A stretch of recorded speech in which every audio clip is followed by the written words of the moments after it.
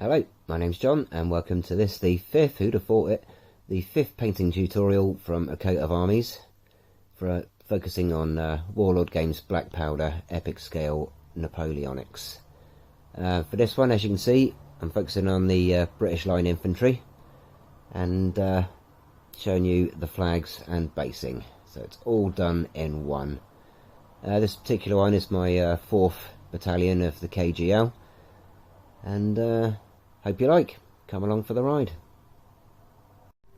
Then Games Workshop's white scar, mainly over the jacket and face, hands area.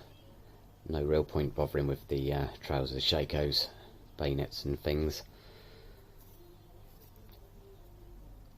And then just the bases of the jackets, and we're good to go on from there. So then it's on with Vallejo's tomato soup flat red. I do try to be as neat as possible when I put the red on, which lasts usually about a minute. So the good news is you can be as messy as you like with the red, because it will get very much covered up with all the rest of the painting as we progress. So if it doesn't come out looking absolutely perfect, worry ye not. On with the London grey for the trousers, and the great coat rolls on the top of the backpacks. This tends to be my defeatist point, so I think to myself, God, they look awful at the moment, and there's still a lot of painting to do, and can I be bothered? And the answer is, yes I can.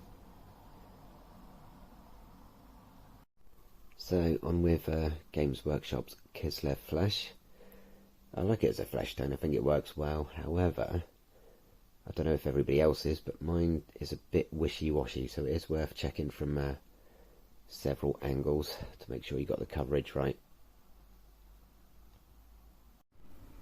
Okay, so that's the muskets, straps and rear straps and pole arms done with. Games Workshop's Mornfang Brown. And a few bits of hair done as well. Alrighty, get some black paint on anything that needs to be black, and anything that needs to be metallic. So bayonet shakos, cross belt plates, buttons, boots I'm not too bothered about, of course, but yeah, swords, and of course the little ammo packs on the back there, let's not forget those. Games Workshop, Cantor Blue of course, for the collars, drum, and because it's a KGL unit, I'm doing the do they don't they blue backpacks, because whether they did or they didn't, I kind of like it. A bit of a dab for the water bottles of course, and if you're feeling particularly mental, then you can do the collars as well. So I've used Vallejo's buff for the bread bags. There's a little bit sticking out underneath their hands there, the base of the flagpoles and drumsticks, and looking on the back there you go, all those lovely little bread bags there. Also works quite well as a substitute for blonde hair. The things you learn, eh? And that's the base for the silver done. Obviously musket barrels, bayonets, pike staff and sword, and of course the buttons on the jacket. And a few bits and pieces.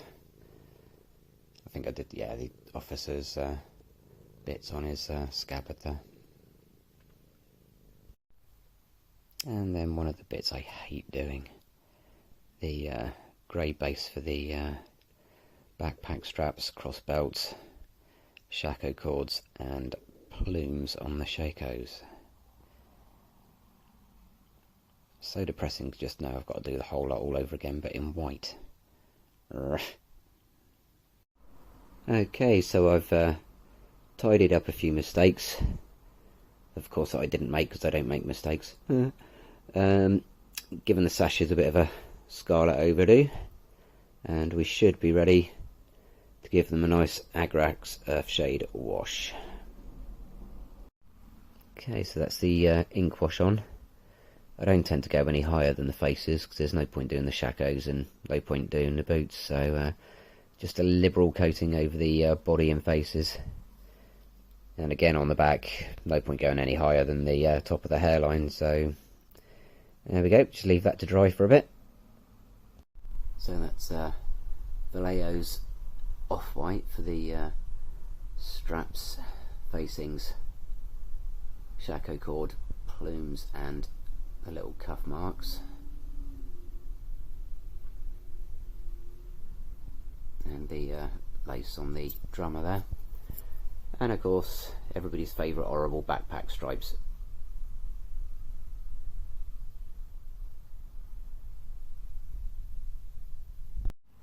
And another little dab of Vallejo's flat red / tomato soup for the shako plumes.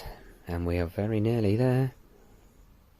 Although it doesn't show very well on the camera, I've used Games Workshop Runefang steel to put a slightly brighter silver just on the front of the bayonets, redo the jacket buttons and on the musket bolts.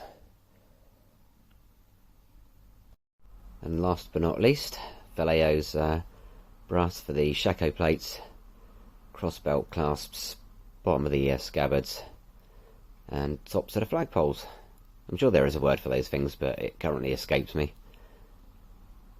And the little brass band around the back of the top of the muskets there.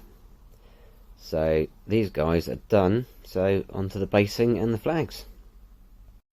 Okay, so I've stuck them on their base, and I do undercoat my bases with London flat grey, just to give the whatever medium you're using something to cling to. To do the base, I'll be using Games Workshop's Technical Stirland Mud. You can probably just brush this stuff on, but I bought this spoogey little tool and I will bloody well use it. Yes. So there it all is, all spooged on. You do need to be fairly heavy-handed with it, otherwise just to build up the base, otherwise it looks like you guys are floating in mid-air. It takes a while to dry, and it doesn't really matter if you've got it on the boots and the trousers, because it is mud, and by its own nature it will get everywhere. So you can be fairly messy with this. Once it's dried, which takes forever, in fact you can probably still see the middle there is wet and will take a lifetime to dry, but I can live with that. Bit of a dry brush with a few random colours that keep me entertained. I think I've gone with Bugman's Glow, Kislev Fresh and Mornfang Brown in varying amounts. Not that it really matters, but whatever floats your boat. As you can see, I've now added on a few tufts of grass. Self-adhesive, obviously. Just plonk them on with a tiny little pair of tweezers. And I've been using this stuff from Scenic Selection. Boontown Metals is the company. And it's a, as you can see, it's a 4mm tuft of grass. And for a little bit of extra variety, I put on this little flower bush as well. Also from Boontown Metals is small summer flowers. Just adds a little bit of entertaining variation. So for the flags, so you can see I've already chopped them out here. I'll find something, a brush with a very thin ferrule, and just bend it round there so you've got a bit of a curve where it attaches to the flagpole. Put a couple of bends in it for the ripple effect, because nobody likes a straight flag. So yeah, bend it and twist it into place a little bit. Make sure you got your ripples. I do use a flat-edged pair of tweezers just to make it a bit more snugger around the flagpole there. I've only used plastic glue, I haven't used any super glue or anything like that, because this seems to do the job just as well. So finish up with tidying up the white edges on the flags with a little bit of blue and a little bit of red, and you're done. One completed flag party. This particular one is quite nice, in my own opinion.